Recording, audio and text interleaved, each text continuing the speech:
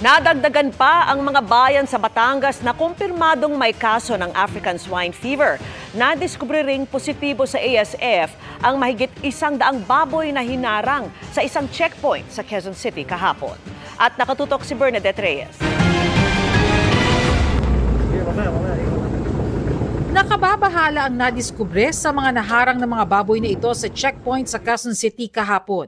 Ang mga baboy kasi na ibinyahe mula sa Sariaya, Quezon, nagpositibo sa African Swine Fever o ASF. 87 ang laman ng isang truck, habang 6 na po naman ang sa isa pa. Isang truck pa na may sakay na 14 na baboy ang nakitaan rin ng sintomas ng ASF pero hinihintay pa ang test result.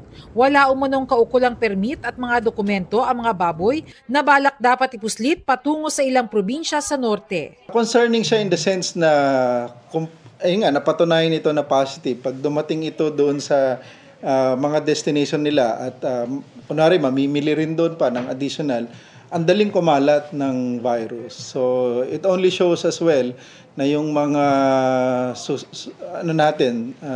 suspicions before na talaga mga biyahero ang main source ng pagkalat, transmission ng virus, talaga napapatunayan dito.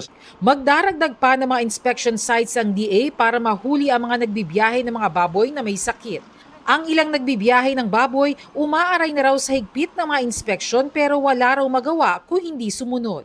Mahirap talaga sir ngayon mag-travel ng baboy gawa nung sa ASF. Dapat yung papel mo talaga kompleto. Di ka makakabiyahe basta-basta kung kulang yung papers mo. Ayon pa sa DA, mahalaga ang mga hakbang na ginagawa para masiguro ang sapat na supply. If we do not vaccinate as soon as possible and save the number of pigs, then there will be a shortage of local pigs. But of course, there is always the option of importation, no?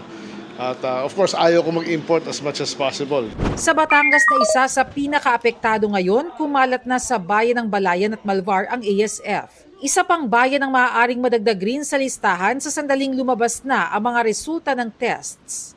The problem is just starting. It's going to be more problems. I mean, but there has been, of course, fast action by the Secretary. Probably as we talk, another 1,000 or 5,000 are affected. Kaya naman sa Martes, agad nang sisimulan ng pagbabakuna sa lobo na itinuturing na ground zero sa Batangas. Ang tinatawag nila ring vaccination. So kung nandito yung may sakit, i-vaccinate yung ring para hindi tumawid. Yung 10,000 doses is too small for the whole pero kung maka-isolate tayo ng 1, 2, 3 barangay, I think that's helpful already. Pero para sa grupong Pork Producers Federation of the Philippines, kulang ang inisyal na 10,000 doses sa lawak na mga naapektuhan ng ASF. Parang sa lubog, kulang yan. Namatay ito, 10,000 May sinabi namang susunod na gagawing 600,000 doses. Pwede na rin yan na mabilis ang ipakuna doon sa mga may outbreak. Pero kulang pa rin. Kaya nga sinasabi ko, para magkaroon ng mabilis ang pondo, ay mag-declare na national state of calamity. Pero nanindigan ng kalihim na hindi ito kailangan dahil nakahanda ng pamahalaan sa pagbili ng 600,000 doses ng vaccine.